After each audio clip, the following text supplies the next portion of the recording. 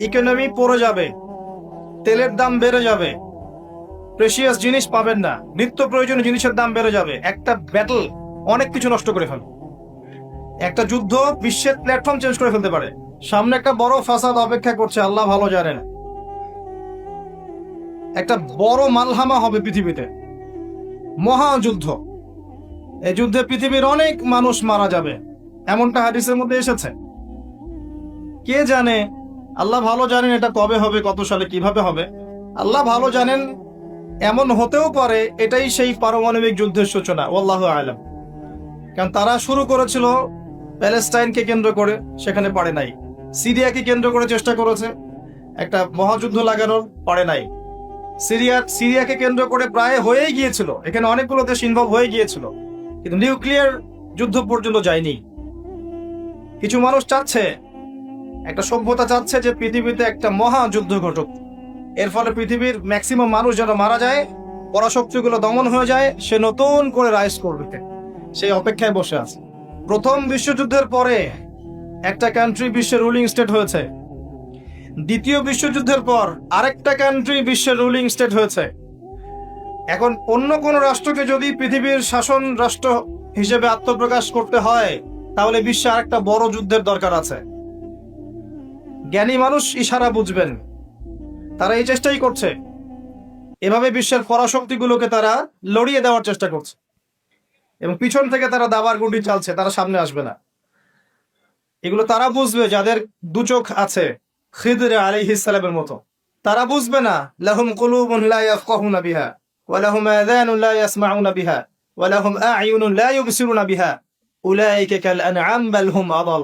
এই শ্রেণীর মানুষ এগুলো বুঝবে না। তো পৃথিবীর প্রতিটা ক্ষেত্রে ফাসাদ মানুষ সৃষ্টি করেছে, আর মানুষের জন্য এই পৃথিবীর ক্ষতি অপেক্ষা করছে, পরকালীন ক্ষতি অপেক্ষা করছে। মানুষ বুঝতে পারছে না যে এর ফলে কি হতে পারে।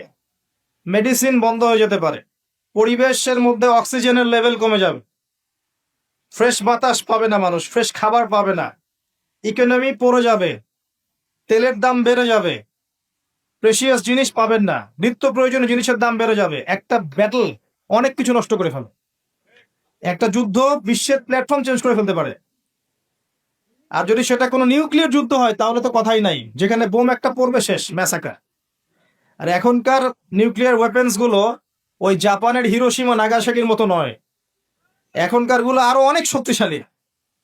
একটা বোমা একটা রাষ্ট্রকে উড়িয়ে দেওয়ার জন্য যথেষ্ট, মানুষ কঙ্কাল ছাই হয়ে যাবে, কিচ্ছু করতে পারবে না। আর যেসব রাষ্ট্রের এই ক্ষেপণাস্ত্র প্রতিরক্ষা ব্যবস্থা নাই, তাদের অবস্থা তো আরো অবস্থা খারাপ। কথা বুঝতে পারছেন না? ক্ষেপণাস্ত্র প্রতিরক্ষা ব্যবস্থা থাকে, কেউ যদি মিসাইল ছোড়ে সেটাকে আকাশেই ধ্বংস করা যায়। সেই প্রতিরক্ষা ব্যবস্থা যাদের নাই, তাদের কি অবস্থা হবে চিন্তা করতে পারে। এই মালহামায় মুসলিমরাও জড়িয়ে যাবে। কারণ বিশ্ব এখন একটা, যেটা আমরা বলি যে গ্রামের মতো, ভিলেজ, একটা ওয়ার্ল্ড ভিলেজ, বিশ্ব একটা গ্রামের মতো হয়ে গেছে এখন। একদিকে ঢিল পড়লে আরেকদিকে প্রভাব পড়বে, তাই পুরো বিশ্ব একটা পরিবারের মতো হয়ে গেছে। একদিকে সমস্যা সৃষ্টি হলে সমস্ত বিষয়ের দিকে ইফেক্ট হবে, প্রত্যেকটা রাষ্ট্র ইফেক্টেড হবে। তো কেউই আমরা ক্ষতি থেকে মুক্ত নই, না দুনিয়ার ক্ষতি না পরকালে।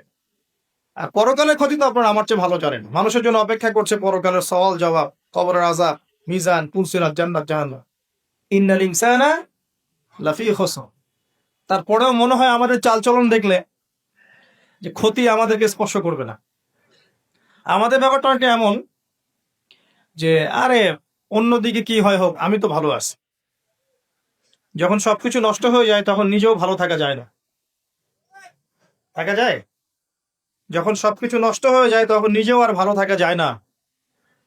তো আমাদের ভাগ্যেও ক্ষতি অপেক্ষা করছে, এটা সময়ের ব্যাপার মাত্র। এখনো যদি আমরা সচেতন না হই, নিজেদের ফিউচারের চিন্তা না করি, নিজেদের আমল, আকীদা, পরিবার, রিজিক এগুলোকে না গুছিয়ে নেই, তাহলে সমস্যা আছে। আমরা কি সমস্যায় পড়তে চাই?